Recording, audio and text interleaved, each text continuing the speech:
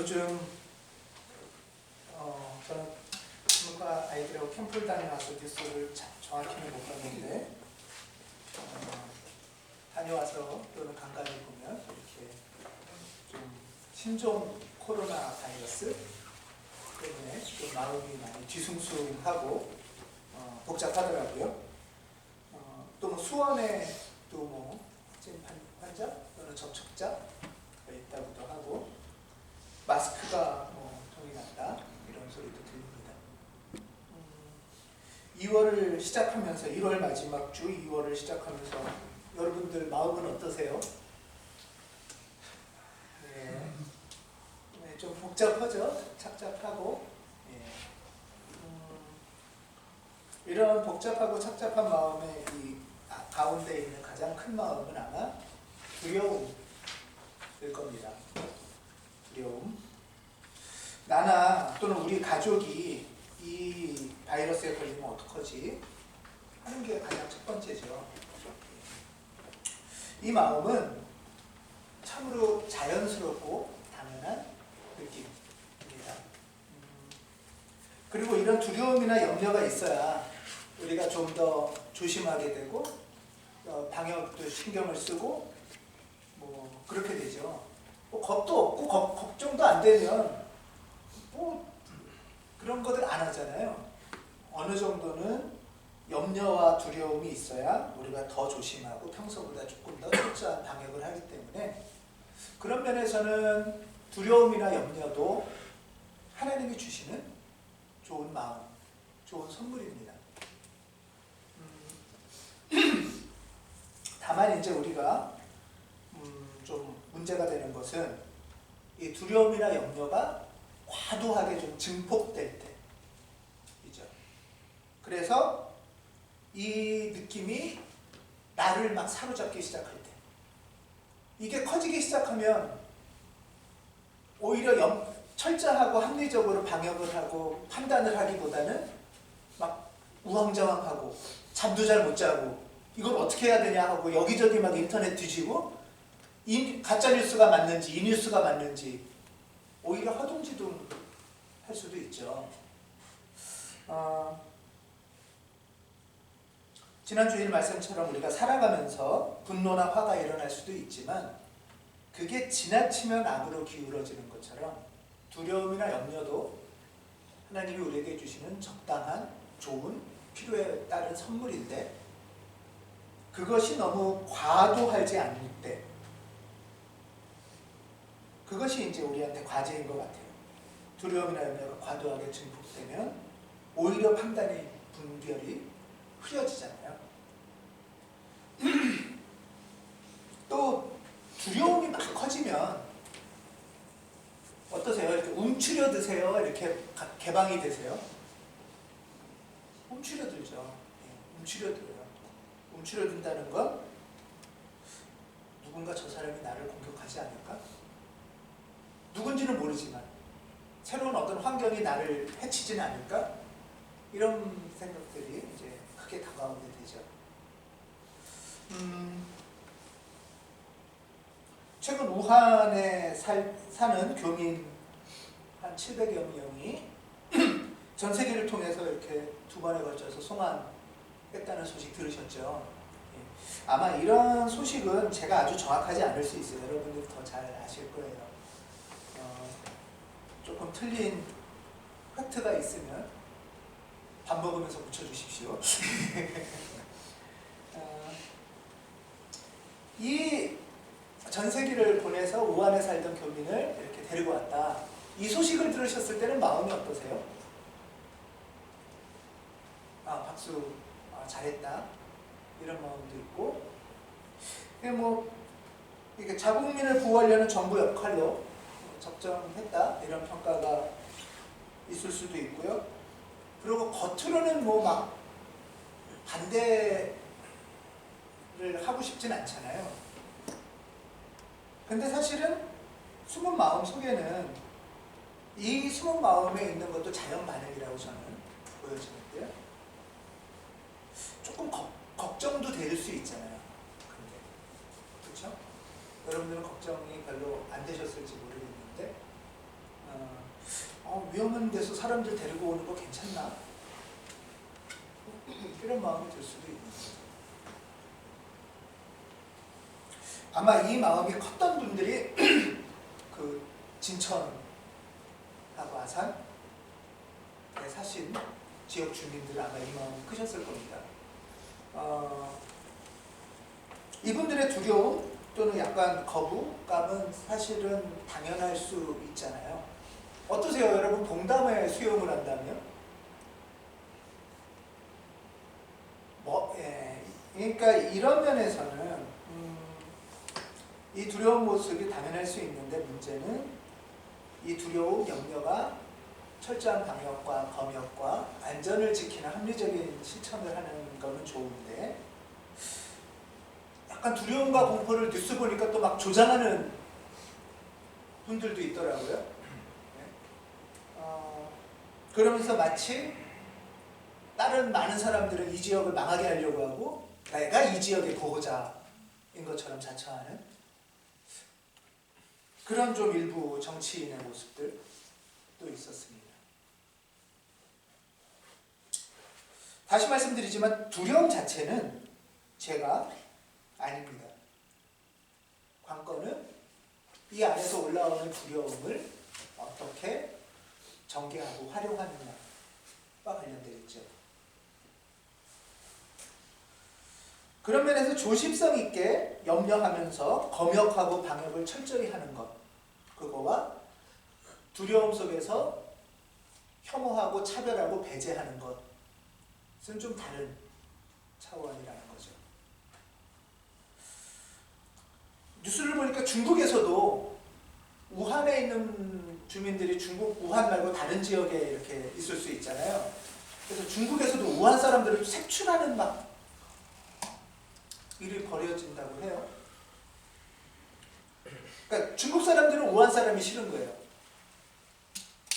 일본에서는 뉴스에 봤더니 중국인 출입금지 가게들이 생긴대요. 일본인들은 우한 사람만 싫은 게 아니라 중국인이 다 싫은 거죠. 유럽에서는 지금 아시아인들이 다 싫다는 혐오 운동이 퍼지고 있다고 합니다. 그래서 이렇게 지나가면 야 바이러스 지나간다 이런답니다. 그래서 일종의 이거는 그냥 바이러스의 문제를 넘어서 인종차별의 문제가 되는 거죠. 그러니까 그 병에 걸린 사람인지 그러면 그 병에 걸렸으면 어떻게 격리하고 치료할지 이런 사고를 하는 게 아니라 비슷한 놈들은 다 없애. 이렇게 되는 거죠. 왜? 무서우니까.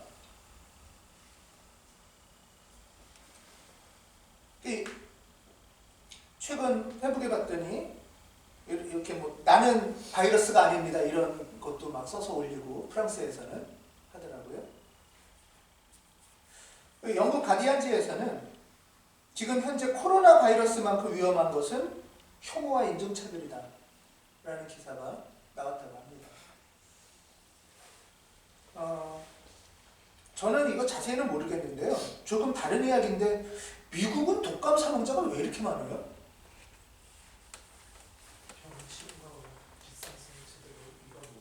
예, 30일 현재 8,200명 정도가 사망자라는데 그럼 신종 코로나보다 인과관계가 어떻게 되는 건지 정확히는 모르지만 그러면 우리는 미국인 출입금지나 입국금지를 시킬 건지 또는 백인은 거부한다 이렇게는 안 하잖아요.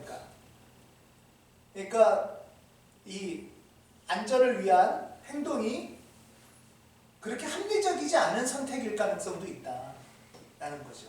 이거는 과도하게 무섭고 다 싫고 근데 또 더 큰 위험이 있는데 이거는 괜찮고 라는 것이 막 섞여 있다는 거예요. 이번 금을꽃 캠프에 가서 원자력 본사도 가고 핵발전소도 갔는데 많은 위험들이 도사리고 있더라고요. 근데 그거는 또 크게 문제가 안 되고 뭐 이런 것들이 막 섞여 있는 우리의 지금 정서들, 태도들 그리고 그거를 뭔가 어디는 괜찮다고 하면서 막 덮고 어디는 과잉으로 부추겨서 정말 우리가 하나님 안에서 분별하고 판단하고 합리적으로 선택하는 것을 오히려 방해하는 외부의 조건들, 그리고 그 마음과 감정에 내가 휩싸여져 가지고 막 잠도 안 오는 것 같고 마음도 두근두근하고 이렇게 해야 될지 저렇게 해야 될지 허둥지둥대는 모습이 자칫하면 또 우리의 모습이 될 수도 있다, 될 수도 있겠구나, 이런 생각이 좀 들었습니다. 본래 오늘 말씀을 미리 준비를 했었는데요, 캠프 때문에 기도하면서 어저께 본문을 말씀을 새로 준비했어요. 힘들었겠죠? 그만큼 저도 마음속이 이런 건가 저런 건가, 또 여러분들 마음은 어떨까, 교우들 한 분 한 분 떠올리면서 이런 마음이 많이 강하게 왔습니다. 오늘 본문 레위기 본문인데요, 오늘 레위기 본문을 읽거나 들으시면서 느낌이 어떠셨어요? 이 본문은? 영준이 읽을만 했어요? 예. 영준이가 읽어서 다행이지.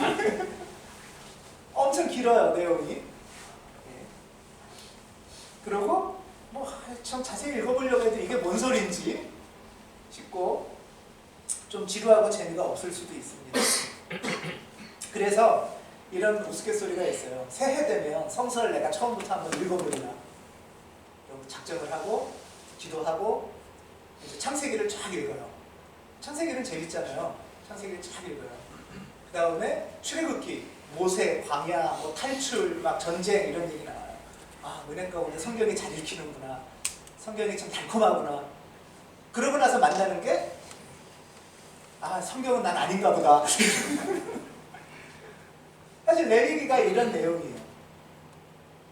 뭔 소린지를 잘 모르겠고 지루한데요, 오늘의 말씀을 포함해서 레위기의 대부분의 내용은 무슨 내용이냐 하면 방역에 관한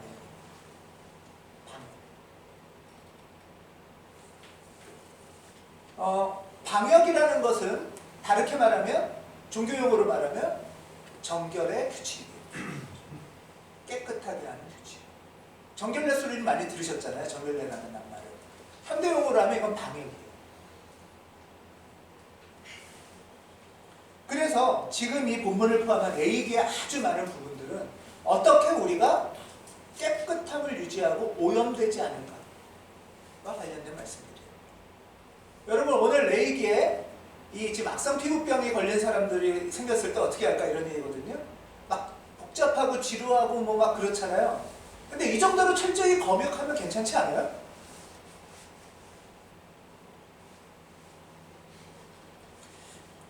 사실은 복잡하고 지루하지만 우리는 이렇게 철저하고 복잡하고 때론 지루할 만큼의 검역이 있으면 좋겠다, 이런 마음이 들잖아요. 왜 이게 검역이고 방역인가 하면, 이스라엘 사람들한테는 죄는 바이러스와 같은 존재예요. 세균과 같은 존재라고. 저희 세균과 바이러스를 뭐 굳이 구분을 안 하겠습니다.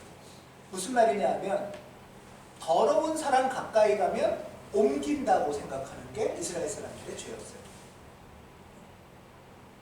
그러니까 더러운 장면을 봐도 그게 나한테 해를 끼쳐요. 바이러스예요. 더러운 지역에 가도 그게 나를 더럽히고 죄를 만들어요. 시체를 봐도 안 돼요. 예를 들면 여성이 생리를 해도 그것도 더럽다고 해서 가까이도 안 가요. 깨끗함을 유지하는 규칙들인 거예요. 그래서 죄 있는 사람한테 가까이 가면 그 죄가 나를 더럽혀서 나를 오염시켜서, 오염된 사람의 결과는 뭐죠? 네, 죄인이 되는 거죠. 죄의 결과는 뭐죠? 사망이라고 성경에 나오죠. 바이러스의 결과는 사망이에요.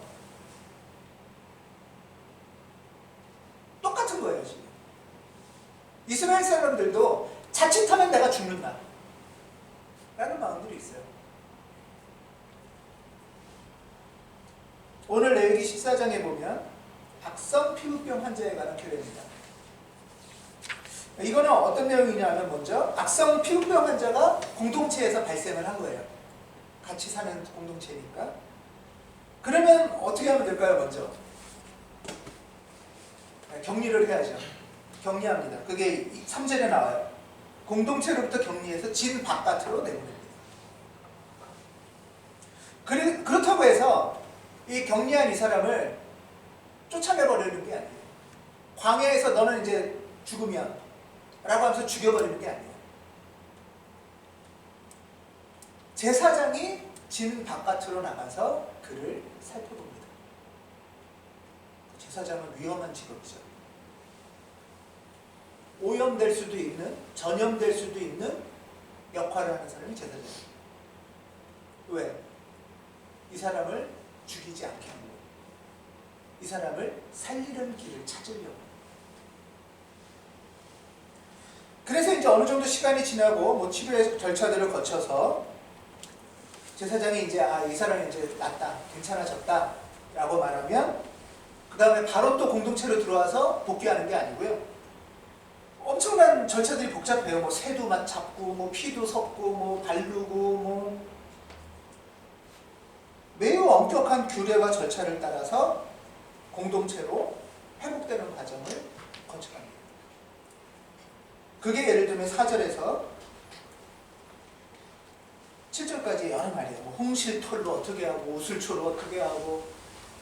아마 현대 과학적으로는 이렇게 한다고 치료가 곧 되는 건 아닐지 모르지만 이 과정에서 검역과 방역과 정결의 절차들을 엄격하게 하는 모습을 볼 수 있습니다. 그래서 이제 다시 나았다고 판단이 돼요. 그러니까 처음에는 진 바깥에서 내보냈다가 이제 다시 나았다고 판단이 되면 여러 절차를 거친 다음에 8절에 보면 옷을 빨고, 옷 빨아야 되겠죠? 옷이 더러워졌으니까. 예. 그 다음에 뭘 하면 좋을까요? 털을 모두 밀어야 된답니다. 예. 털에도 뭐가 세균이 묻었을지 모르니까. 그리고 목욕하고 하면은 진 바깥에서 낫다는 소리 듣고 그 낫다는 소리 이외에도 여러 절차를 거치고 그리고 털 밀고 목욕하고 하고 나면 들어올 수가 있는데 완전히 들어오는 게 아니라 이제 진영 안으로만 들어오는 거예요. 그리고 나서 그 사람은 다시 장막의 바깥에서 7일을 지내야 됩니다. 일주일간을. 그리고 7일째가 되면 다시 또 방역을 하는데요. 털을 모두 밀고 머리카락, 수염, 눈썹까지 이 말이 아주 써있죠. 성경에. 머리카락도 밀고 그리고 옷 빨고 목욕하고 이런 과정을 거쳐서 검역에 오염된 것이 깨끗해지는 절차를 거칩니다. 이거는 이제 개인이 더러워졌던 개인이 공동체로 복귀하는 절차인데요. 공동체로 들어오면서 10절부터는 이제 이 사람이 뭘 해야 되냐면 속건제라는 걸 해요. 속건제사. 제사의 종류가 굉장히 많은데요. 속건제는 뭐냐면 이 아픈 사람이 누군가한테 죄를 졌을 때, 누군가한테 손해를 끼쳤을 때 손해배상을 하는 제사가 속건제예요. 그러니까 아픈 사람이 아무 잘못 없이 아플 수도 있지만 뭔가 잘못해서 아플 수도 있고 누구한테 해를 끼쳐서 아플 수도 있을 때 그 사람한테 손해배상을 하는 절차. 하나님 앞에서. 그것이 속건제사입니다. 그리고 속건제를 하고 나면 그러니까 왜 이렇게 했냐면 이웃 사람한테 죄 짓고 손해 끼친 사람은 영과 마음과 몸이 오염되고 병이 났고 죄에 사로잡힌다 라고 생각하는 거예요.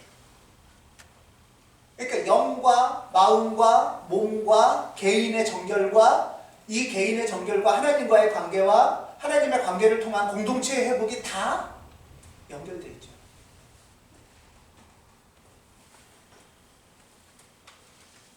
그렇게 해서 자신의 오염을 치료할 뿐 아니라 이웃 사람에게 내가 끼쳤던 손해도 배상을 하고 나면 다시 하나님 앞에 속죄의 제사를 또 드립니다.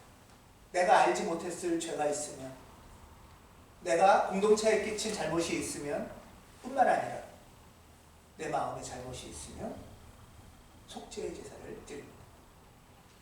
그리고 나야 온전히 공동체로 회복을 하게 됩니다. 이와 같은 까다로운 절차와 규례, 방역 시스템을 작동시키는 것이 레위기의 법이에요.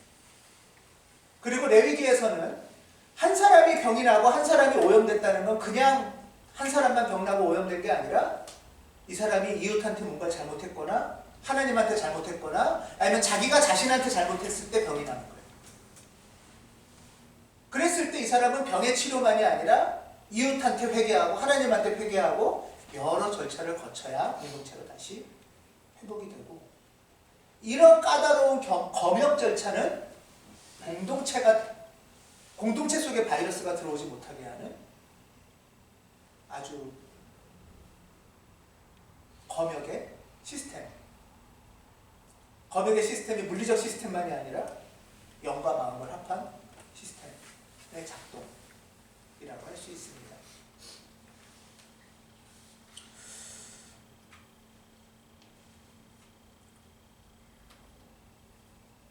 그런데 이제 이 레위기의 이 규례들이 시간이 많이 지나요. 시간이 많이 지나서 예수님 시대가 됩니다. 예수님 시대가 되면 이 검역과 정결의 본래적인 뜻은 사라지고 왜곡된 어떤 방식이 나타나기 시작해요. 누가복음 18장 9절에서 14절에 보면 이런 말씀이 있어요. 예수님이 계신데 거기 성전에서 기도하는 사람이 있다고 그러잖아요. 한 사람은 바리새인이 기도를 하고 한 사람은 세리가 기도를 해요. 자, 둘 중에 깨끗한 사람은 누구죠? 바리새인은 깨끗한 사람이에요. 바리새라는 페리시라는 말이 깨끗하다는 뜻이에요. 바리새인의 최고의 인생의 목표는 깨끗함을 유지하는 거예요. 그래서 규칙을 지키고 엄격하고 율법을 공부합니다. 율법을 공부한다는 게 검역 시스템을 공부한다는 말도 바로 되는 거예요. 바리새는 깨끗한 사람인데 한편으로 이 세리는 더러운 사람. 돈 욕심도 있고 사람들한테 거짓말도 할 수 있고, 사실은 당연한 상식인데 누가복음 18장 9절에 보면 근데 이렇게 이 얘기가 시작돼요. 예수님 얘기가.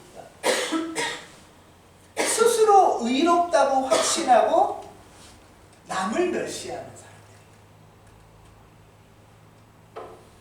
사람들. 이 바리새 사람은 스스로 깨끗한 건 분명해요. 의롭다라는 건 깨끗하다는 뜻이기도 하니까요. 그런데 한 걸음 더 가서 살짝 남을 멸시하는. 일단 세리가 옆에 있으면 이 사람은 어떨 것 같으세요? 상상해보세요. 기도하러 왔는데 세리가 옆에 있어. 의자를 살짝 옆으로, 예를 들면 지금 우리가 이렇게 예배 드리고 있는데 김홍철 집사님 옆에 세리가 쓱 앉았어요. 김홍철 집사님 옆으로 피할 데가 없으시네요.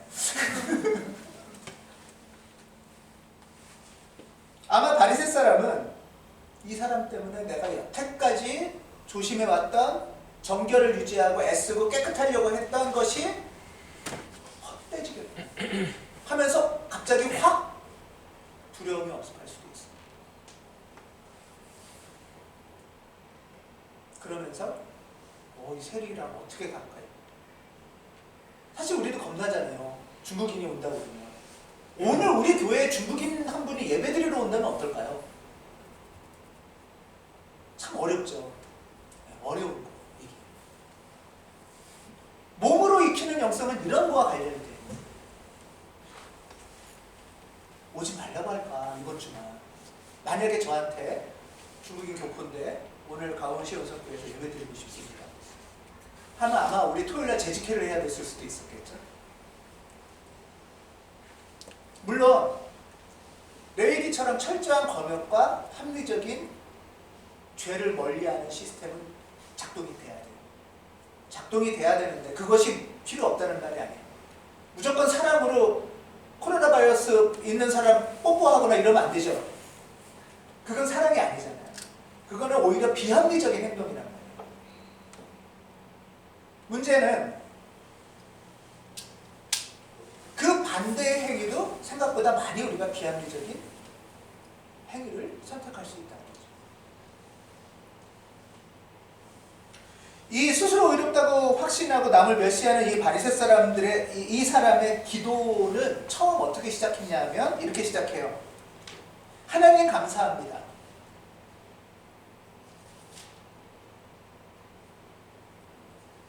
이 사람은 뭘 감사하는 걸까요? 내가 더러워지지 않아서.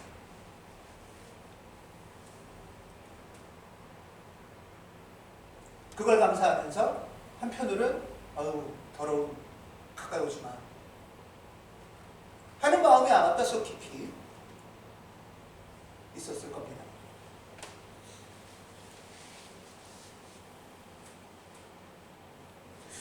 요즘으로 치면 물론 이거를 뭐 일반화시킬 수 있는 말은 아니에요. 일반화시킬 수 있는 말은 아니지만 혹시나 내가 더러워질까? 혹시나 내가 오염될까?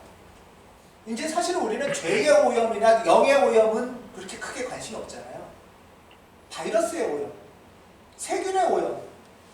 그래서 기왕이면 수백만 원짜리 공기청정기를 사서 깨끗한 공기를 길거리에는 잘 안 나가려고 하고, 물은 어디가 좋죠? 알프스 꼭대기물. 뭐 소금은 네팔 소금.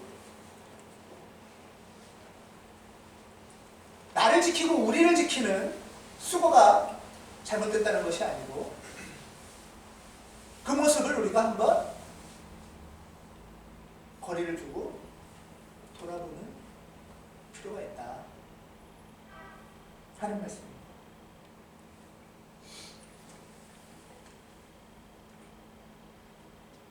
이 바리새파 사람은 더러운 사람, 오염의 가능성이 있는 사람에 대해서 긴장과 공포를 넘어서서 거부와 멸시가 성경에는 있었잖아요. 복음서에서 바리새 사람이 욕을 먹는 이유는 이거예요. 죄를 져서 욕을 먹는 게 아니고요. 죄를 악착같이 혼자서만 안 지으려고 해서, 그리고 더러운 혼자서는 나는 무조건 깨끗해지고 그걸 지키겠다는 발버둥이 바리새를 이렇게 만든 겁니다. 그리고 이 사람들은 바로 예수님한테도 더러운 사람이라고 손가락을 지급을 하기 시작하겠죠. 예수님은 위생관념이 없어요. 그렇죠? 그래서 위생관념이 없는 것도 복음서에 나와요. 누가복음 11장 37절에 보면 이제 바리새파 사람이 식사 초대를 해요. 그래서 이제 밥 먹으러 가는데 11장 38절에 보면 예수가 잡수시기 전에 먼저 손을 씻지 않은 것을 보고 손을 안 씻고 밥을 드렸어요.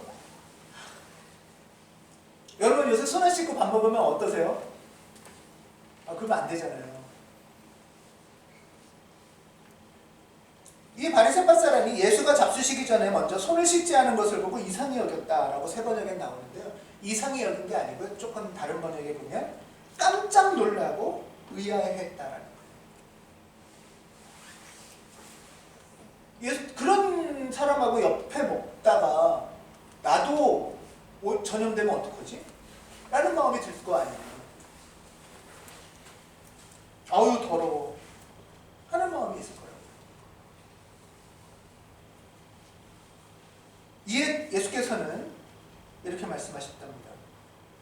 너희 바리새파 사람들은 잔과 접시의 겉을 깨끗하게 하지만 소독을 잘하는 거예요. 방역을 잘하는 거예요. 너희 바리새파 사람들은 잔과 접시의 겉은 깨끗하지만 너희 속에는 탐욕과 악독이 가득하다. 왜 그렇게 니네 깨끗하려고 발버둥 치니라는 질문일 수도 있는 거죠.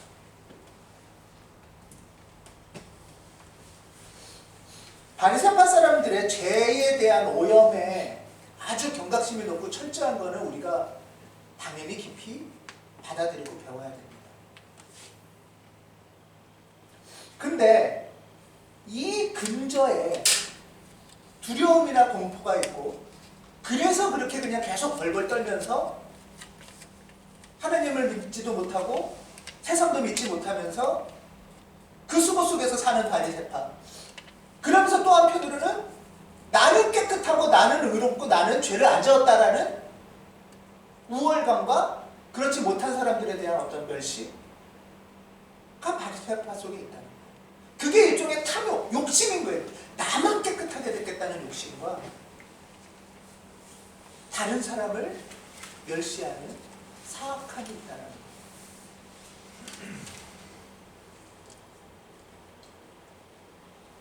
탐욕과 악독은 욕심 사납고 누군가 해를 끼치는 집이라는 뜻이 있다.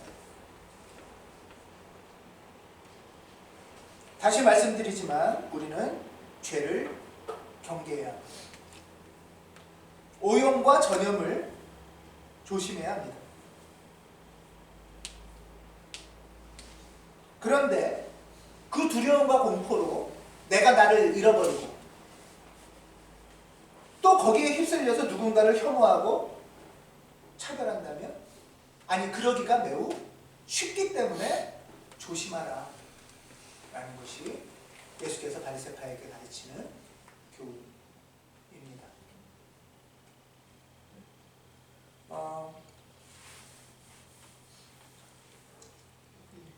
혐오의 피라미드라는 말이 있대요. 칠판을 잠깐 쓸까요?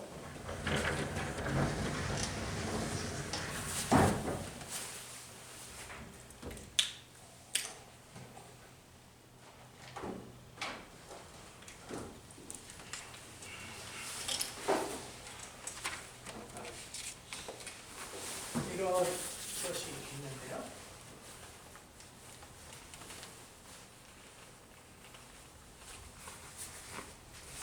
맨 밑에, 맨 아래에 있는 것이 보통 편견이랍니다. 편견. 이건 일반적으로 우리가 많이 퍼져 있는 거예요. 편견. 이 편견은 예를 들면 이런 거예요. 아, 터키 사람들은 더러워. 이런 거죠. 터키 사람 중에 물론 더러운 사람 있겠죠. 그런데 다 그렇진 않잖아요. 또는 뭐 제가 들었던 거예요. 충청도 사람은 음흉해. 이런 말 들어보셨나요? 아, 못 들어봤어요. 다행입니다.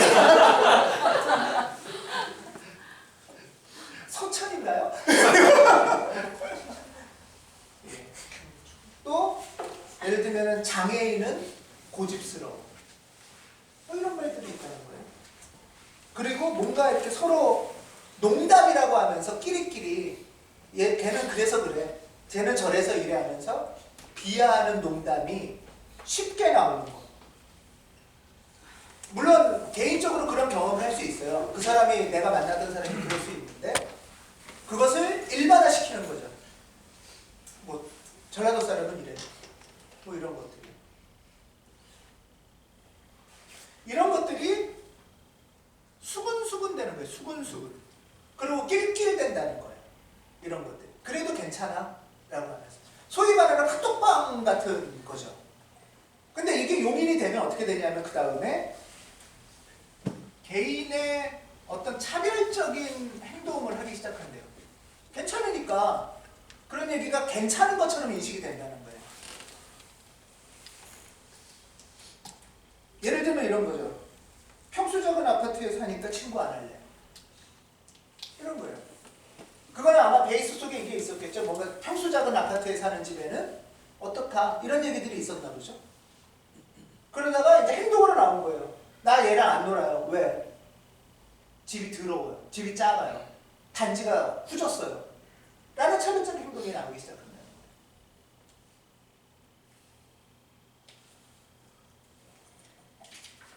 이게 조금 더 확대되면 어떻게 되냐면, 가난한 집 아이들하고는 놀지 마라. 나름 이유가 있기도 해요. 아주 틀린 말이 아닌 것도 있어요. 합리적 판단을 해야 된다는 건데요. 예를 들면 가난한 집 아이들은 부모가, 예를 들면 맞벌이 집 아이들은 부모가 아이 위생을 잘 깨끗하게 못 해주고 손도 잘 못 씻어주고, 그러니까 오염의 가능성이 있잖아요. 이런 것들이 이제 그런 친구들이 수용되는 또는 그런 친구들이 같이 사는 것이 우리 동네에 있다면 아이들 만날까봐 이제 그렇게 되면 어떻게 되냐면 개인의 그런 행동이 집단적 행동이 되기 시작하는 거예요. 집단적인 차별 행동. 그래서 우리 아파트 단지에 못 들어오게 한다든가 이거 게이티드 커뮤니티라고 하죠. 이제부터 우리 커뮤니티인데요. 미국에서 부르는 문이 튼튼하게 잠겨있는 커뮤니티예요. 이속만 깨끗해요. 이속은. 그리고 요 둘레는 총든 사람들이 지키고 있어요. 못 들어오게. 이게 이제 집단적인 차별입니다. 일종의 문화죠. 문화. 뭐 일반화의 오류 때문에 이거는 좀 조심스럽긴 하지만 백인만 있는 교회에 흑인이 한 명 쓱 가면 되게 뻘쭘해요.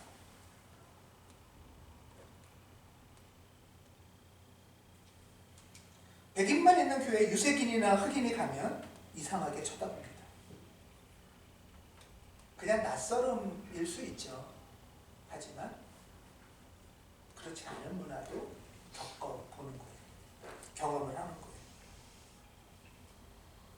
만약에 아까는 중국인을 예를 들었는데 만약에 우리 교회에 저한테 전화가 와서 동성애 퀴어인데요. 저는 사실은 커밍아웃은 안 했어요. 그렇지만 불편해서 고민 중에 있는 그리스도인이에요. 우리 교회에 올 수 있을까요? 라는 질문도 할 수 있잖아요. 그렇죠? 중요한 건 뭐냐면 교회는 게이티드 커뮤니티가 아니라는 거예요. 이런 집단적인 차별은 집단적인 폭력으로 이제 드러납니다. 집단적인 폭력.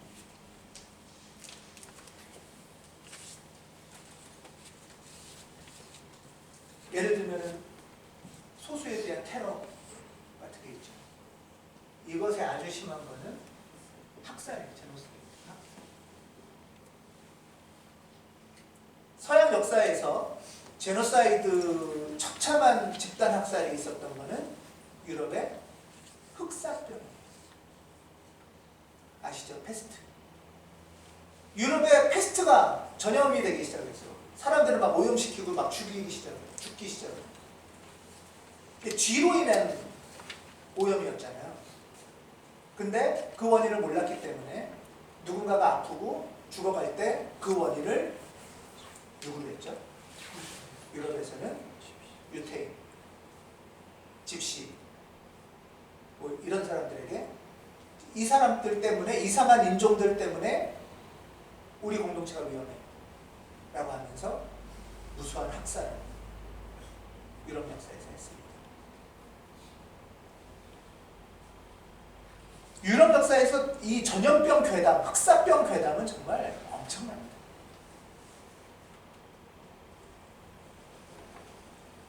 이들은 착한 사람들이에요. 어떤 면에서 착한데 너무 무서웠던 사람들인 거죠. 너무 무서웠기 때문에 정확한 판단을 할 수 없고 공포에 휘둘리면서 이 공포를 벗어나기 위해서는 누군가에게 원인을 돌리고 그들을 죽이면 될 거라는 생각을 하는 거죠. 이 집단 학살, 희생양의 최고의 인물은 예수였죠. 그래서 예수를 죽인 거잖아요. 예수를 죽이면 우리한테 다른 살 궁리가 생길까?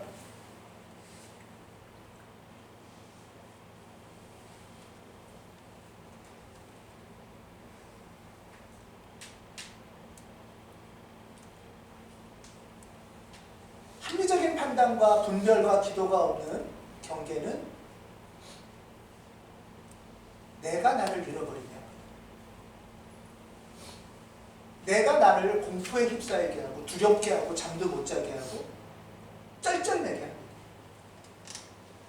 그리고 누군가 익숙하지 않은 사람도 잠재적인 적이에요. 이 사람이 날 죽이지 않을까? 이 사람한테서 오염되지 않을까?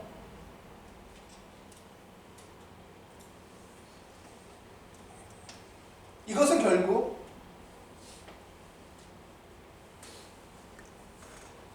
나그네 환대라는 개방적 존재라는 하나님 안에서 사랑이라는 겉하고는 거리가 먼 현상이 나타나게 됩니다. 이 두려움과 공포를 자극하고 조작하면서 나의 이성을 마비시키는 그룹이 이단이에요. 사탄이에요. 그렇지 않습니까, 여러분?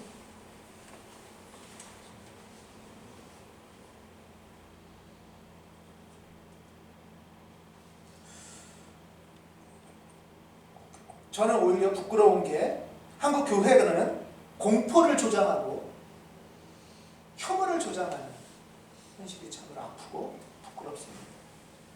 근데 이러한 때에 우한 교민을 이렇게 수용해준, 처음에는 당연히 정부가 잘 못한 것도 있고 두려움도 있어서 거부했지만 진천 시민이 이런 현수막을 걸었다는 거 보셨죠?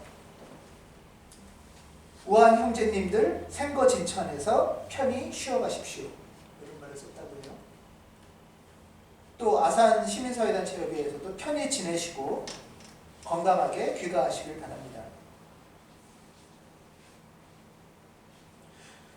전문가들은 한결같이 특정 집단을 합리적인 이유 없이 차별하고 혐오하는 것은 전염병 검역에 전혀 도움이 안 된다. 오히려 밑으로 숨어들고 통로가 발견이 안 되고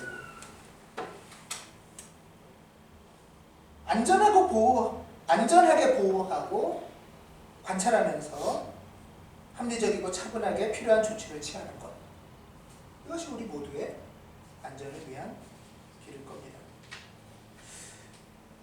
이런 과학자의 말도 있어요. 혐오는 과학을 무용지물로 만든다. 합리성을 잃어버리니까. 오늘 주보 한번 보시겠어요? SNS에 이런 사진이 있어서 주보 완면에 저도 한번 우리 교우들하고 나누고 싶어서 올렸습니다. 가운데 한글을 보면은 홍콩의 민주주의를 응원하던 그 마음으로 우한과 함께합니다. 우한의 의료인들 힘내세요. 우한 시민들 힘내세요. 이 Pray for 우한, 우한을 위해서 기도하자라는 운동이 며칠 사이에 전 세계로 퍼져가고 있다. 한편에서는 혐오와 공포와 멸시가 있지만 다른 한편에서는 함께 격려하고 기도하고 연대하자는 흐름이 또 분명히 있습니다. 제가 잘 중국어를 잘이 아니라 전혀 몰라요. 이게 뭐예요? 짜요. 짜요. 화이팅. 네, 화이팅. 이게 우리말로 보면 화이팅 같은 거라면서요. 가유. 그러니까 꺼져가는 불길에 기름을 확 부으면 이렇게 기름이 확 올라가듯이. 짜유? 짜요. 짜유? 이계미 지사님도 잘하시네요. 예.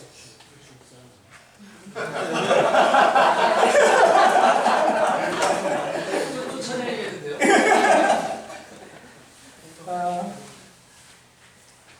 마지막으로 이렇게 우한에서 온 교민을 향해서 이렇게 글을 쓴 것을 봤습니다.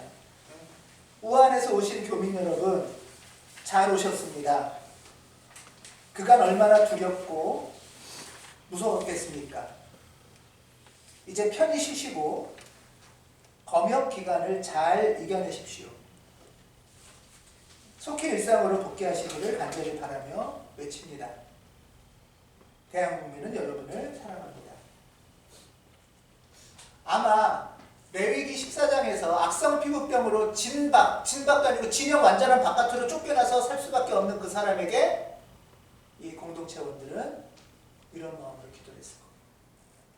잘됐다 그런 놈 때문에 우리 큰일 날 뻔했는데 그냥 쫓아서 아주 들어오지 못하게 하세요가 아니고 애쓰고 수고해 주세요. 제사장님도 수고해 주시고 안전하게 절차를 잘 밟아서 다시 하나님 안에서 우리 공동체로 회복되기를 기도합니다. 하는 마음이 이스라엘 공동체의 마음이었을 거라고 생각합니다. 지금 우리에게 요청되는 것은 막연한 두려움이나 거부가 아니라 차분한 병역과 합리적 대책, 그리고 기도, 연대, 격려입니다. 하나님의 사랑과 하나님의 보호가 두려움 가운데 있는 우리 모두에게, 특별히 환자와 그의 가족들 위해, 그리고 무한에 함께 하시기를 간구합니다. 기도하겠습니다.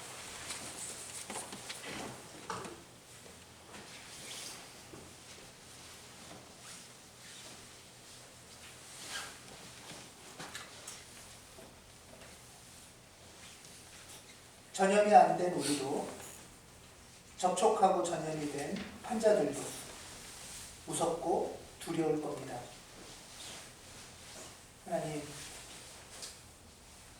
하나님 안에서 죄의 오염을 막게 하시고 악과 두려움과 공포에 이끌리지 않게 지키시며 기도하는 마음을 우리에게 허락해 주십시오. 이 시간 염려하고 두려워하는 환자들과 가족들 위해 함께하여 주십시오. 이 모든 말씀 주 예수 그리스도 이름으로